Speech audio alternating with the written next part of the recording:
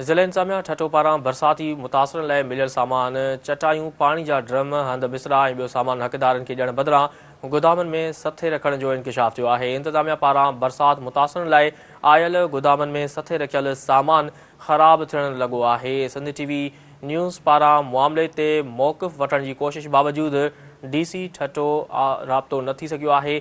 इहा अहम ख़बर आहे जेका अवां सां शेयर करायूं त ज़िले इंतज़ामिया ठठो पारां बरसाति मुतासिरनि सां मिलियल सामान चटायूं पाणी जा ड्रम हंध बिसरा ऐं ॿियो सामान हक़दारनि खे ॾियण बदिरां गोदामनि में सथे रखण जो इंकशाफ थियो आहे।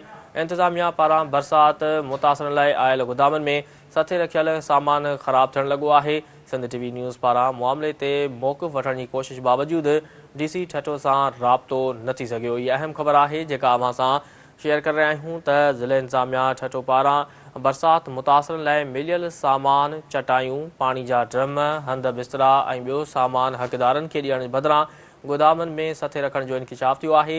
इंतज़ामिया पारां बरसाति मुतासिरनि लाइ आयल गोदामनि में सथे रखियल सामान ख़राब थियण लॻो आहे।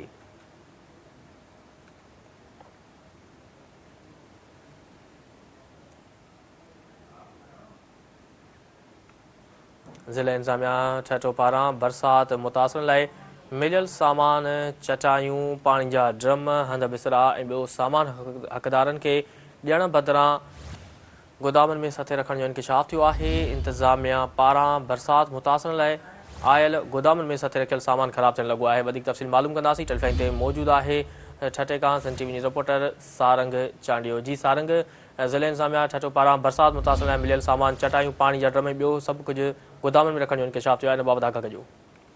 जी ठठे ज़िले इंतज़ामिया पारां बरसाति मुतासिर आयल सामान गोदाम में सथे रखण जो इंकशाफ मुतासिर ईंदड़ सामान वठण खां महिरूम सामान गोदामनि में ख़राब थियण लॻो। सिंध हुकूमत ऐं PTM पारां ज़िले जी बरसाति मुतासिर ॾिनल सामान ज़िले इंतज़ामिया मुतासिर ॾियण बदिरां गोदाम में रखी ख़राब करे रहे। कुछ वक्त अॻु सिंध समेत सॼे ज़िले में बरसाति जे तौर सिंध दरिया में आयल 400 महफ़ूज़नि ते वेठल मुतासिर लाइ ज़िले इंतज़ामिया खे मुतासिर लाइ खाद खुराक सामान समेत चटाई पाणी जे ड्रम हंध बिस्तरा जो सामान मिलियो, पर ज़िले इंतज़ामिया उहो सामान मुतासिर ॾियण बदिरां गोदामनि में सथे छॾियो, जंहिं करे उहो सामान ख़राब थी रहियो आहे। इन वारे असां डिप्टी कमिश्नर ठठो सां राब्तो करण जी कोशिशि कई। डिप्टी कमिश्नर ठठो पारां मुसलसल फ़ोन करण खां पोइ फ़ोन अटेंड न कई। जी ठीकु आहे सारंग, तफ़सील ॾियण लाइ वॾी महिरबानी।